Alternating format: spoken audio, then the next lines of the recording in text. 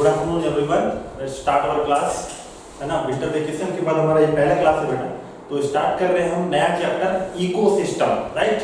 तो इकोसिस्टम पूरा यूनिट, हम इकोलॉजी यूनिट पढ़ रहे हैं बेटा। इकोसिस्टम उसमें क्या चीज है हम उसको समझें, ठीक है। इकोसिस्टम आपका एक फंक्शनल यूनिट ऑफ नेचर है जहां पे लिविंग ऑर्गेनिज्म आपस में इंटरेक्ट कर रहे हैं, है ना।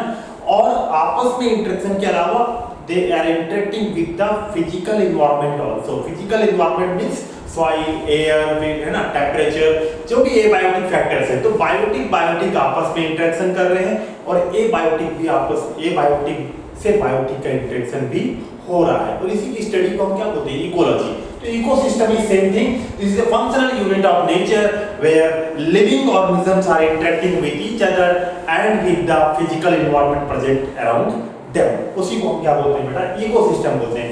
इकोसिस्टम हम देखेंगे और इसको समझने का कोशिश करेंगे। सबसे पहले तो हम ये देखेंगे कि ecosystem is of 3 different types हम देखेंगे। एक देखेंगे टेरेस्ट्रियल इकोसिस्टम, है ना, जो स्थली वाले हैं, जो थल वाले हैं, उनको हम क्या बोलते हैं, टेरेस्ट्रियल इकोसिस्टम। एग्जांपल्स क्या क्या आएंगे इसमें, ये कॉमन एग्जांपल जैसे कि फॉरेस्ट, डेजर्ट और ग्रासलैंड, ये सब कैसे एग्जांपल है टेरेस्ट्रियल इकोसिस्टम के। अगला कौन सा है, एक्वाटिक इकोसिस्टम। एक्वाटिक इकोसिस्टम में पॉन्ड्स आ जाएगा, लेक आ जाएगा, वाटरलैंड, रिवर, इशूरे, ओशियंस, है ना, ये सब क्या हो जाएंगे, एक्वाटिक इकोसिस्टम के पार्ट हो जाएंगे। और एक तीसरा, ये तो मेन टाइप है बेटा, जो नेचुरल इकोसिस्टम है। इस दोनों को आप ये बोल सकते हो कि दीज आर नेचुरल इकोसिस्टम, है ना।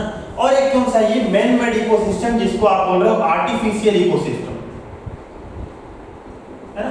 आर्टिफिशियल इकोसिस्टम जो कि मैन मेड इकोसिस्टम हमारा बनाया हुआ, जो हम खेती कर रहे हैं, है ना, क्रॉप फील्ड्स है। क्या है, क्रॉप फील्ड, जो खेती कर रहे हैं वो एक इन्वायरमेंट हमने बनाया हुआ है कि वहां से गेहूं का है, राइस का है, वो पूरा इन्वायरमेंट हमारे द्वारा बनाया हुआ है। एक्वेरियम, जिसमें आप पत्थर डालते हो, फिर मछलियां डालते हो, फिर उसमें खाना आप खुद दे रहे हो, है ना, सनलाइट दे रहे हो, लाइट दे रहे हो, सब इकोसिस्टम ये आपने खुद बनाया है। ये मैन मेड इकोसिस्टम का एग्जांपल है, क्रॉप फील्ड और एक्वेरियम। तो दो कुल मिलाकर ecosystem can be classified into 2 broad category, natural and artificial. Natural के अंदर you have terrestrial ecosystem and second is aquatic ecosystem. Remember with this their example, right? आगे बढ़ते हैं। एक पूरे बायोस्फीयर को बेटा, पूरा बायोस्फीयर अर्थ में जो भी है, biotic, abiotic, everything in the whole earth, है ना, बायोस्फीयर, उसको हम क्या बोलते हैं, ग्लोबल इकोसिस्टम बोलते हैं। इस ग्लोबल इकोसिस्टम में आप क्या देखो, आप यही देखो कि 2 प्रकार की चीजें, एक बायोटिक और एक abiotic factors. Biotic means all living organisms are called as biotics, and abiotics means non-living, like temperature, water, soil, ये सब क्या है, abiotic factors हैं, non-living से, ठीक है। तो इन्हीं के बीच में जो इंटरेक्शन है, इसी को आप क्या बोलते हो, इकोसिस्टम हम बोलते हैं, ठीक है। अब यहाँ एक वर्ड समझेंगे हम बेटा, स्ट्रैटिफिकेशन क्या होता है ना। स्ट्रैटिफिकेशन मतलब ये है बेटा कि vertical distribution of different species occupying different level, है ना। अब वर्टिकली आप नीचे सॉइल से चालू करो। एग्जांपल आप एक फॉरेस्ट इकोसिस्टम में अगर आप देखो तो सबसे नीचे में आपको ग्रासेस दिखेंगे, ग्रासेस हैं, छोटे छोटे हर्बल प्लांट्स जो हैं छोटे मोटे, वो दिखेंगे। उसके थोड़ा और हाइट में आओगे, वर्टिकली बोलने से आप, है ना, वर्टिकली ये लंबा, हॉरिजॉन्टल ऐसा। तो वर्टिकली आप जब अरेंज करोगे स्पीसीज को तो सबसे नीचे कौन अरेंज होगा, ग्रासेस। उसके ऊपर आओगे तो हर्ब्स के ऊपर और आओगे तो श्रब्स, है ना, श्रब्स, झाड़ियां। श्रब्स के और ऊपर आओगे तो ट्री, है ना, ट्री। तो लार्ज ट्री फॉरेस्ट इकोसिस्टम में सबसे ऊपर कौन ऑक्यूपाई करता, सबसे ऊपर कौन रहता है, टॉप में कौन रहता है बोलने से क्या बताएंगे, ट्री रहता है ना। सबसे ऊपर कौन रहता है, tree occupy the top strata. ये जो डिफरेंट लेवल्स आप बना रहे हो बेटा, नीचे आप ग्रासेस को रखे, उसके साथ में हर्ब्स को रखे, उसके ऊपर श्रब्स को रखे, श्रब्स के ऊपर हाईएस्ट लेवल में क्या रखे, ट्री रखे। ये जो लेवल्स है इसको स्ट्रेटा बोलते हैं। और जो स्ट्रेटा में आप अरेंज कर रहे हो, इस प्रोसेस को आप क्या बोलोगे, स्ट्रैटिफिकेशन। क्लियर है। तो इसी को हम बोलते हैं बेटा स्ट्रैटिफिकेशन। एक बार डेफिनेशन आपको याद रखना है, vertical distribution of different species occupying different level is called stratification. In a forest, tree occupy the top strata, उसके बाद shrubs आएंगे और सबसे lowest strata में नीचे से शुरू करेंगे, सबसे lowest strata में कौन आएगा, grasses and herbs हैं। क्लियर है पॉइंट? आगे बढ़ो। ठीक है, किसी भी इकोसिस्टम में बेटा कुछ बेसिक कंपोनेंट होते हैं, है ना। किसी भी इकोसिस्टम में कुछ बेसिक कंपोनेंट्स होते हैं जो लगभग सभी इकोसिस्टम में मिलते हैं। 4 ऐसे बेसिक कंपोनेंट ऑफ इकोसिस्टम है जो आपको समझना चाहिए और बिल्कुल ध्यान से याद रखना चाहिए, है ना। पहला क्या है? प्रोडक्टिविटी, है ना, उत्पादकता। प्रोडक्टिविटी, किसी भी इकोसिस्टम में खुद का अपना एक प्रोडक्टिविटी होता है। वहाँ कोई प्राइमरी ऑटोट्रॉप्स होते हैं जो फोटोसिंथेसिस कर रहे हैं, या किसी भी तरीके से मेजर क्या है? फोटोसिंथेसिस ऑटोट्रॉप्स होते हैं जो क्या करते हैं? फूड बनाते हैं, है ना। प्रोडक्टिविटी, प्रोडक्शन करते हैं। तो प्रोडक्टिविटी होना एक इकोसिस्टम का बेसिक कंपोनेंट है, क्लियर। उसके आगे बढ़ोगे तो डीकंपोजिशन क्या होना चाहिए? डीकंपोजिशन। प्रोडक्टिविटी हुआ, फूड बना, लीव्स बने, प्लांट ग्रो हुए, अब ये वापस क्या होते हैं बेटा? टूट के, गिर के, पत्तियां सड़ रही है, गिर गई, वो वापस सॉइल में डिग्रेड होगा। पत्तियां को एनिमल ने खाया, हो सकता है वो एनिमल किसी और एनिमल खाया, या फिर वो मर गए तो वो भी वापस सॉइल में आएंगे और इनका डीकंपोजिशन होगा। ये जो ऑर्गेनिक मैटर इन्होंने फोटोसिंथेसिस करके बनाया है ना। और प्रोडक्टिविटी को फिर ऑटोट्रॉप को हेटेरोट्रॉप ने खाया, हर्बीवोर्स। अब उनके बॉडी में भी वो भी इस एनर्जी को यूज करके वो भी अपना कुछ प्रोडक्टिविटी करेंगे, वो भी अपना मास गेन करेंगे, अपना बायोमास बढ़ाएंगे, वो भी अपना ग्रोथ करेंगे। तो वो उनका प्रोडक्टिविटी है, प्लांट का अपना प्रोडक्टिविटी है। तो प्रोडक्टिविटी एक बेसिक कंपोनेंट है इकोसिस्टम का, राइट। और प्रोडक्टिविटी के आगे अब यही प्लांट हो सकता है कि फॉल होके लीव्स, पतझड़ हो तो गिरेगा, है ना। पेड़ पुराना होके लास्ट में खत्म होके गिरेंगे, मरेंगे, है ना। वैसे ही organism, ultimate truth is for death. तो ऑर्गेनिज्म का भी क्या होगा? डेथ होगा। Everybody will come to the soil. और ये जो ऑर्गेनिक मैटर बना है बेटा, इसको वापस सिंपलर इनऑर्गेनिक मटेरियल में क्या करेंगे? डिकम्पोज करेंगे। ऑर्गेनिक मैटर कैसे बनाए थे अपन? फोटोसिंथेसिस करके बनाए थे। उसमें क्या किए थे? सिंपल इनऑर्गेनिक मटेरियल को CO2 प्लस H2O कन्वर्ट करके हम ऑर्गेनिक मैटर लाइक ग्लूकोज बनाए थे, राइट। अब इन्हीं ग्लूकोज को, इन्हीं ऑर्गेनिक मैटर को वापस ब्रेक डाउन करके सिंपलर इनऑर्गेनिक फॉर्म में कन्वर्ट करेंगे। तो इसी को हम क्या बोलेंगे? डीकंपोजिशन, है ना। फंजाई, बैक्टीरिया, फिलामेंटस, है ना, फिलामेंट्स, ये सब जो है मेजर डीकंपोजर्स हैं। इसके बारे में आगे डिटेल में देखेंगे जब हम डीकंपोजिशन साइकिल पढ़ेंगे, राइट। आगे देखिए तो तीसरा मेन कांसेप्ट क्या है इनका इकोसिस्टम का? Energy flow. Energy flow important है बेटा। सबसे अल्टीमेट सोर्स ऑफ एनर्जी क्या है? सनलाइट, है ना। अगर सन नहीं हुआ तो एनर्जी स्टार्ट ही नहीं होगा। Sunlight is the ultimate source of energy. उसी को यूज करके, सोलर रेडिएशन को यूज करके, एनर्जी को यूज करके ऑटोट्रॉप्स मेक्स देयर फूड, है ना। उनका प्राइमरी प्रोडक्टिविटी करते हैं वो, उसी को फिर हर्बीवोर्स खाते हैं, ठीक है। तो सबसे पहले सनलाइट से एनर्जी आया, वो कहाँ स्टोर हो गया? प्लांट में, ऑटोट्रॉप्स में। ऑटोट्रॉप्स में जो एनर्जी स्टोर था उसको किसने खा लिया? हर्बीवोर्स ने। तो ये एनर्जी कहाँ चले गया? हर्बीवोर्स में। हर्बीवोर्स को कौन खा लेगा? प्राइमरी कार्निवोर खा लेगा। तो हर्बीवोर्स में जो एनर्जी था वो कहाँ चले गया? Primary carnivore. प्राइमरी कार्निवोर को टॉप कार्निवोर्स। ऐसे एनर्जी क्या होता है बेटा? फ्लो होता है। और energy flow is very important ecosystem के लिए। तो it is a basic component of ecosystem. और लास्ट इज न्यूट्रिएंट साइक्लिंग, है ना। Last is nutrient cycling. Automatically बेटा प्रोडक्टिविटी में आपने इनऑर्गेनिक मटेरियल, फोटोसिंथेसिस किया, lots of inorganic material use किया, डिफरेंट न्यूट्रिएंट्स यूज किया आपने, ऑर्गेनिक मैटर किया, उसको फिर एनर्जी फ्लो हुआ, उसके बाद डीकंपोजिशन होगा, जो ब्रेकडाउन होगा। ब्रेकडाउन होने से वापस न्यूट्रिएंट कहाँ आएंगे? सॉइल में आएंगे। सॉइल से स्टार्ट किए थे और वापस कहाँ आएंगे बेटा? सॉइल में आएंगे। जमीन में ही जाके मिलना है, बोलते हैं ना, तो वापस वहीं आएंगे। तो जो न्यूट्रिएंट प्लांट ने एब्जॉर्ब किया था, जब वो खत्म होंगे तो वापस वो कहाँ आ जाएगा? सॉइल में आ जाएंगे, है ना। सॉइल में, एयर में, गैस है तो एयर में, राइट। तो इसी को हम क्या बोलते हैं? Nutrient cycling, clear. तो these are the 4 basic components of ecosystem. क्या क्या है आप बिल्कुल याद रखेंगे? Productivity, energy flow, nutrient cycling and decomposition, 4, ठीक है। एक एग्जांपल लेके समझेंगे। पॉन्ड, आपको एक एनसीईआरटी बढ़िया एग्जांपल बता रहा है बेटा। पॉन्ड एज एन इकोसिस्टम, ठीक है। Pond as an ecosystem. तो पॉन्ड एज एन इकोसिस्टम में आप देखो जो जो ये हम बात किए कि ये 4 बेसिक कंपोनेंट होना चाहिए, ये सब आपको पॉन्ड में दिखना चाहिए। तो देखते हैं हमारा क्या क्या है। Pond is an aquatic ecosystem, right. यहाँ पे एबायोटिक कंपोनेंट के बारे में बात करें तो वाटर है यहाँ पे, है ना। उसके बाद आपके पास सॉइल है, नीचे में आपके पास तालाब में जहां भी आप देख लो नीचे आपको क्या मिलेगा, पॉन्ड में सॉइल मिलेगा, है ना। उसके अलावा आपको डिसॉल्व्ड एयर भी मिलेगा, डिसॉल्व्ड एयर जो पानी में घुले हुए हैं, ये भी abiotic compound, non living compound है। क्लाइमेटिक कंडीशन के बारे में बात करें तो टेम्परेचर साइकिल चल रहा है, ठीक है। डे का लेंथ डिफर कर रहा है। टेम्परेचर साइकिल बेटा, मॉर्निंग में टेम्परेचर अलग है, आफ्टरनून टेम्परेचर अलग है, इवनिंग में टेम्परेचर अलग है, नाइट में, ये साइकिल कंटिन्यू चल रहा है ना। उसके बाद डे लेंथ भी वेरी कर रहा है। कभी गर्मी के समय में डे लेंथ ज्यादा है, सनलाइट एक्सपोजर ज्यादा है, नाइट में कम है ना। नाइट मतलब सर्दी के समय में दिन छोटे होते हैं बेटा और रात लंबे हो जाते हैं, तो डे लेंथ भी मैटर करता है ना। जितना लाइट आएगा उतना ज्यादा फोटोसिंथेसिस होगा, सही बात है। तो climatic condition, temperature cycle change हो रहा है ना। डे लेंथ चेंज हो रहा है, अकॉर्डिंग टू वेदर भी चेंज हो रहा है, टाइमिंग के अनुसार भी चेंज हो रहे हैं, है ना। वेदर में भी आप देख लो, अभी विंटर है, इसके बाद फिर आपके पास समर आने वाला है, बीच में ऑटम होगा, तो चेंजेस आ रहे हैं, स्प्रिंग, है ना, चेंजेस आ रहा है, स्प्रिंग होगा, ठीक है। और देखिए ऑटोट्रॉपिक कंज्यूमर्स कौन कौन है, तो ऑटोट्रॉपिक कंज्यूमर के बारे में बात करें, ऑटोट्रॉपिक कंज्यूमर नहीं, ऑटोट्रॉपिक प्रोड्यूसर्स।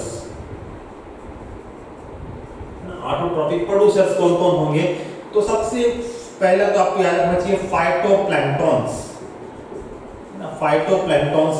उसके बाद आपके पास submerged floating plants, submerged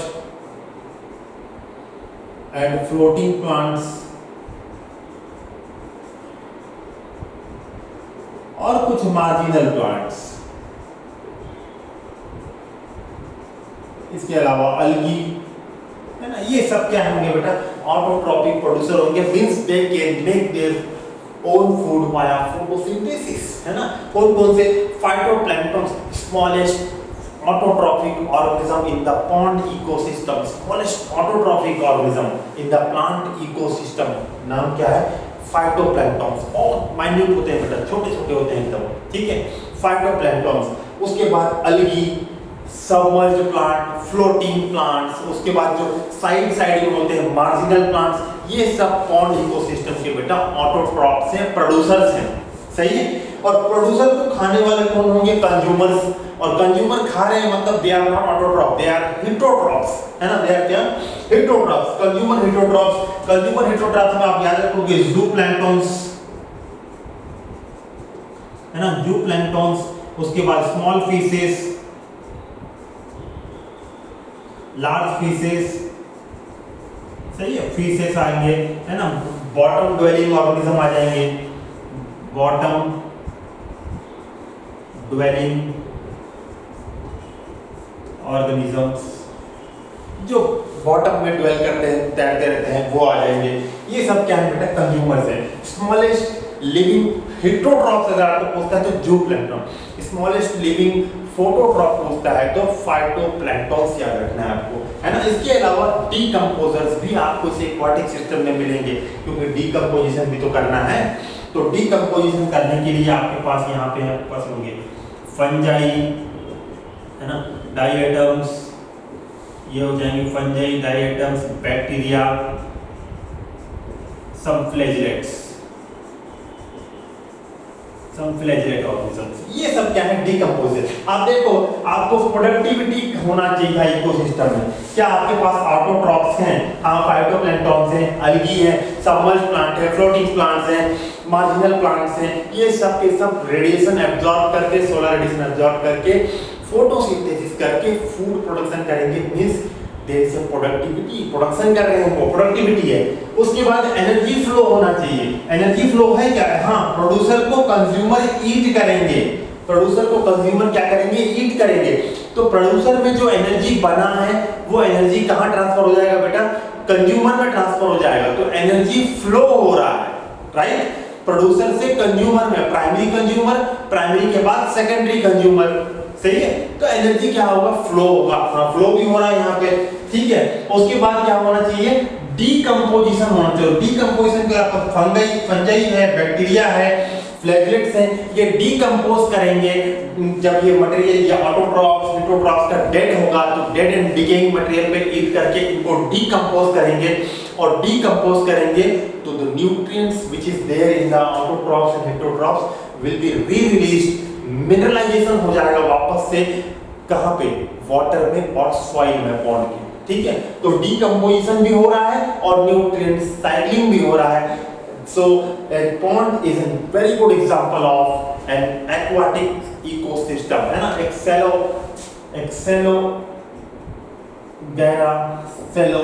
aquatic ecosystem है, well sustained, अपने आप को मेंटेन करके रखने के लिए वेल सस्टेन्ड इकोसिस्टम है pond. Example productivity, decomposition, energy flow, nutrient cycling, ये चारों बेसिक कंपोनेंट ऑफ इकोसिस्टम आपको पॉन्ड में दिखेगा, है ना। और ये सभी चीजें वो समझाने के लिए है कि आपके पास एबायोटिक कंपोनेंट्स भी हैं, क्लाइमेटिक कंडीशंस भी चेंज हो रहा है, फिजिकल पैरामीटर्स, लाइट, टेंपरेचर भी चेंजेस होते हैं, ऑटोट्रॉफ्स भी हैं, हेटेरोट्रॉफ्स भी हैं और डीकंपोजर्स भी हैं, which all are involved in this four basic component of ecosystem। Clear है, ठीक है।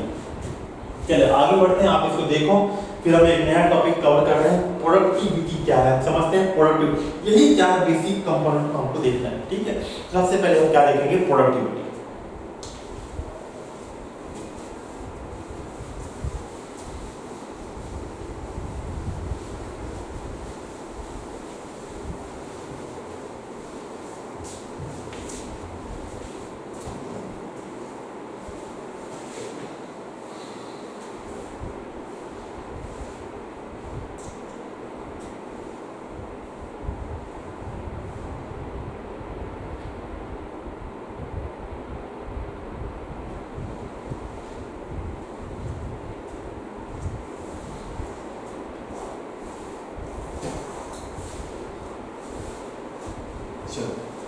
देखते हैं productivity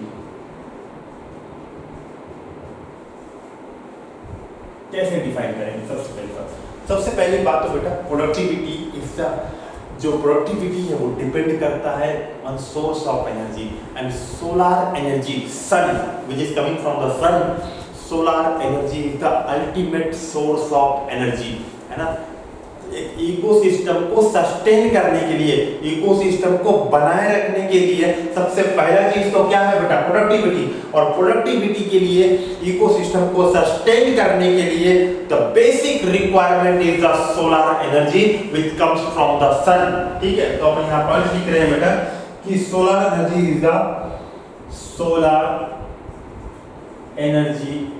is the basic requirement of an ecosystem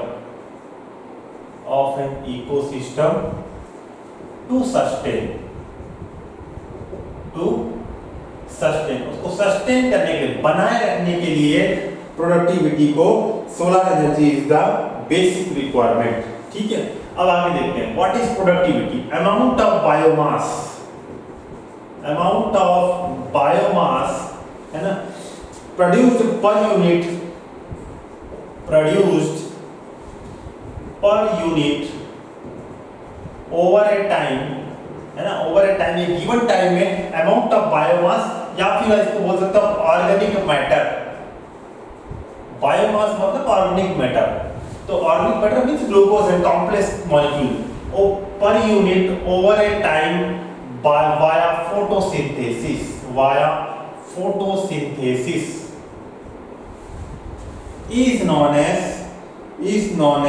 is called primary production बोलते हैं, इसी को हम क्या बोलते हैं बेटा, प्राइमरी प्रोडक्शन बोलते हैं, ठीक है। Amount of biomass synthesized via photosynthesis over a period of time is known as primary production, और जिसको हम रिप्रेजेंट करते हैं किसमें, ग्राम पर स्क्वायर में, या फिर इसको इन टर्म्स ऑफ एनर्जी भी करते हैं, किलो कैलोरी पर स्क्वायर में आप किलो कैलोरी पर मीटर स्क्वायर में आप इसको क्या करते हो, रिप्रेजेंट करते हो। ठीक है, इसको क्या करते हो, रिप्रेजेंट करते हो। और the rate of biomass production is called as primary productivity.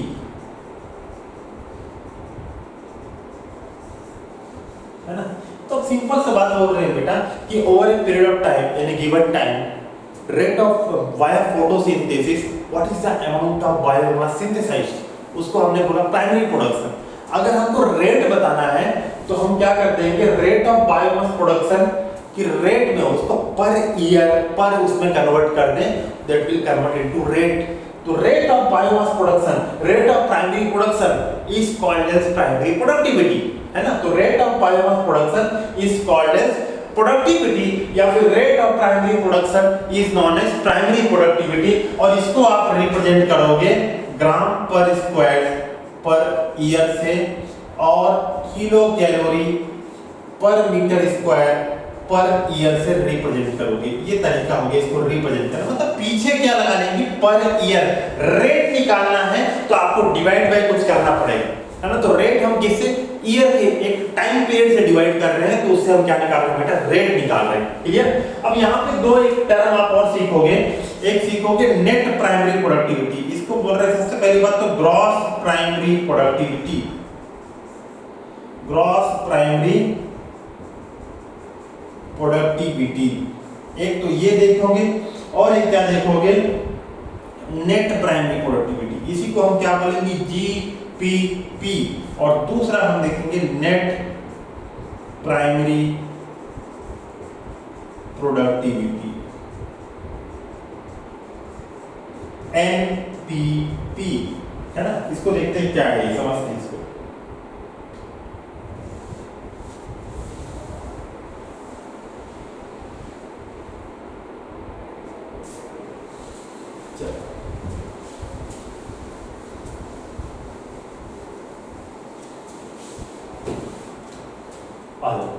सबसे पहले हम क्या देखते हैं, जीपीपी, है ना, ग्रॉस प्राइमरी प्रोडक्टिविटी।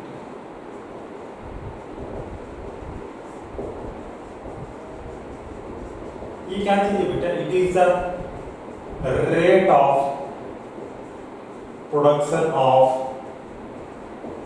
है ना, it is the rate of production of biomass via photosynthesis. Rate of production of biomass via photosynthesis, जो टोटल फोटोसिंथेसिस करके कितना बायोमास बना, उसको हम क्या बोलते हैं, ग्रॉस प्राइमरी प्रोडक्टिविटी बोलते हैं। इसमें से कुछ अमाउंट बेटा, some amount of energy is utilized by the plant. Plant को खुद भी तो वो अपना जी रहे हैं, डिफरेंट एक्टिविटी कर रहे हैं, तो उनमें एक्टिविटी करने के लिए वो रेस्पिरेशन करते हैं बेटा। रेस्पिरेशन क्यों करते हैं, respiration is the breakdown of biomass, breakdown of organic matter into simpler organic matter. Respiration breakdown of food into simpler molecule for what, to produce energy. और प्लांट को भी तो एनर्जी लगेगा, ये जब फोटोसिंथेसिस कर रहे हैं तो उनको भी तो कुछ एनर्जी लगेगा। तो ये जो फोटोसिंथेसिस को कर रहे हैं और जो बायोमास बना रहे हैं, इस बीच में वो भी कुछ एनर्जी क्या कर रहे हैं, खर्चा कर ले रहे हैं। मतलब कुछ बायोमास को वो खुद भी यूज कर ले रहे हैं।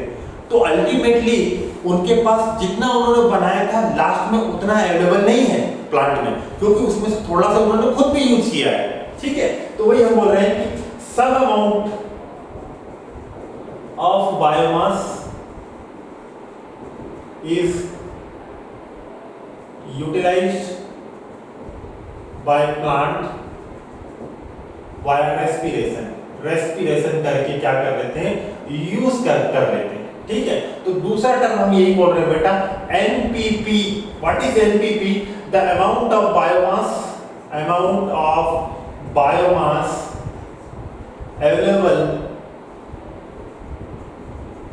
available to the heterotrophs, heterotrophs या फिर और क्या कह सकते हो कंज्यूमर। कंज्यूमर को जो अमाउंट ऑफ बायोमास अवेलेबल होगा उसको आप क्या बोलोगे हेटेरोट्रॉफ्स।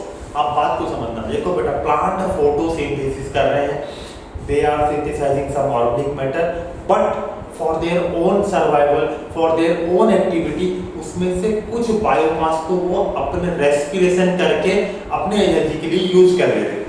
क्लियर है? तो जो उसमें से जितना उन्होंने बनाया उसमें से थोड़ा बहुत तो उन्होंने खुद यूज कर लिया, जो बाकी बचा हुआ है वो जो हर्बीवोर्स उस प्लांट को खाएगा वो जो अमाउंट है, जो बचा हुआ अमाउंट है जो कि खाने वाले को मिलेगा, that is NPP, net primary productivity. Final कितना आपके पास प्राइमरी प्रोडक्टिविटी फाइनल इतना है भैया, इसको ले लो, इसमें से थोड़ा तो हमने खुद यूज कर लिया। बात समझ रहे हो? तो जो थोड़ा यूज कर लिया और जितना बनाया था सब मिला के जीपीपी, और जो यूज कर लिया उसको हटा दो, तो जो बचा हुआ अमाउंट है जो कि अवेलेबल होगा उसको हम क्या बोल रहे हैं एनपीपी, नेट प्राइमरी प्रोडक्टिविटी। तो आप समझना बात को, GPP is equal to NPP plus R. R क्या है? रेस्पिरेशन। आर क्या है यहाँ पे? रेस्पिरेशन।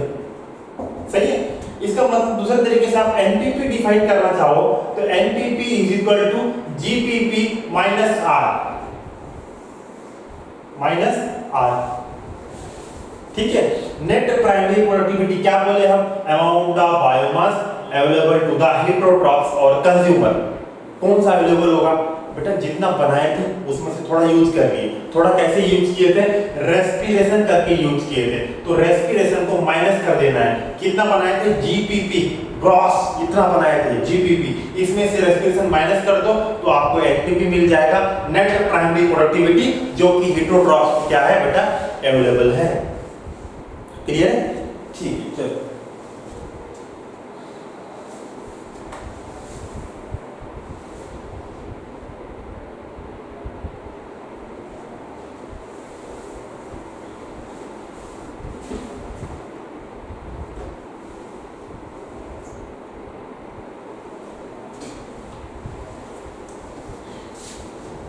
आगे देखते हैं।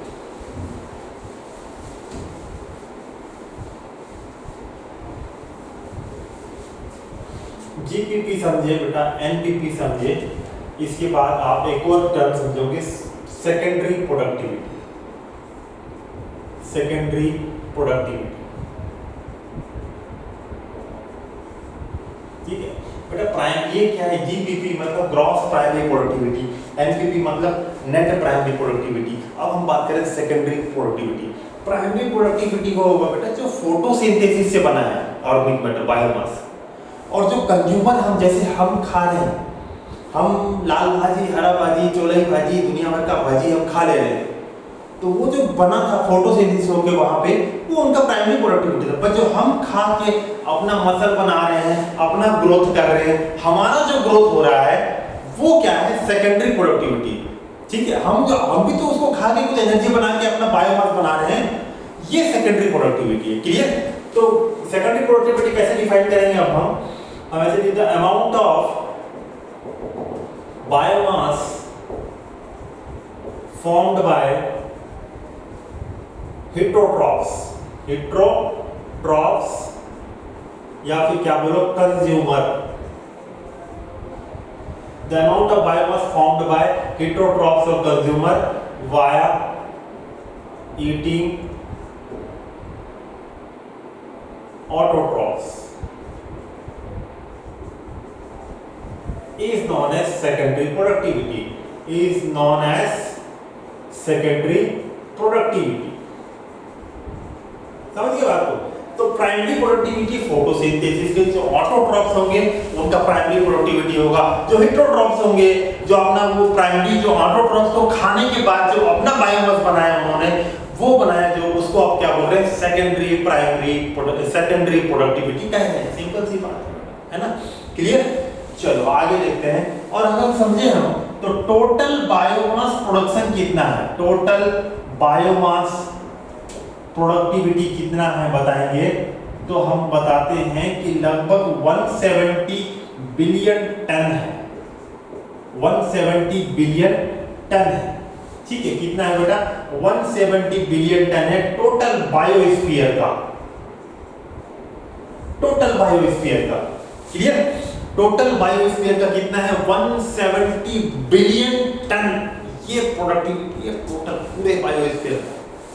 अब इसमें से ओशियन का कितना है अगर हम बात करें, productivity of ocean, productivity of ocean की हम बात करें तो इसका प्रोडक्टिविटी है 55 बिलियन टन।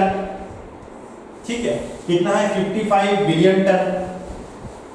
ठीक है, अब प्रोडक्टिविटी ऑफ ओशियन कितना है? 55। टोटल कितना था? 170। 170 का ये कितना लगभग होगा? 50 या 150, मतलब लगभग 3 गुना है, 3 हिस्सा, तीसरा हिस्सा। 170 टोटल है, उसमें से 55 बिलियन टन किसका है? ओशियन का है। क्लियर? जबकि पूरे बायोस्फीयर में 70% एरिया कौन कवर कर रहा है बेटा? ओशियन कवर कर रहा है। 70% एरिया ओशियन का कितना? Ocean is 70% area of total biosphere.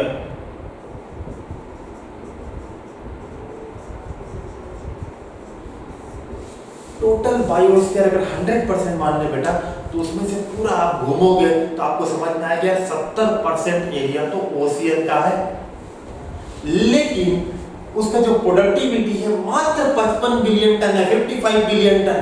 जबकि टोटल का पूरे बायोमास प्रोडक्टिविटी बायोस्फीयर का कितना है बेटा? 170 बिलियन टन, और इसका कितना है? मात्र 55। ठीक है, जबकि 70% एरिया ये घेर रहा है। कारण क्या है बेटा? कारण ये है कि द टेम्परेचर, लाइट है ना, एक लाइट भी जो पेनिट्रेशन करके समुद्र के अंदर गहराई तक जा सकता है बेटा, बहुत कम जा सकता है। ठीक है, तो एक लिमिटेड एरिया है जहां तक लाइट जा सकता है। ठीक है, तो light is the one of the important factor जिसके कारण unavailability of the light, unavailability of the proper temperature, है ना, ये सब कंडीशन है जिसके कारण ओशियन का प्रोडक्टिविटी 70% एरिया होने के बाद भी कम है। क्यों? The unavailability of the light and temperature, ये दो मेजर रीजन है जिसके कारण productivity of ocean is very low. Clear है? तो ये बात हुआ हमारा पूरा प्रोडक्टिविटी के बारे में। 4 बेसिक कंपोनेंट इकोसिस्टम का था, productivity, energy flow, nutrient cycling और डीकंपोजिशन। इस 4 में से हमने आज प्रोडक्टिविटी को कंप्लीट किया है।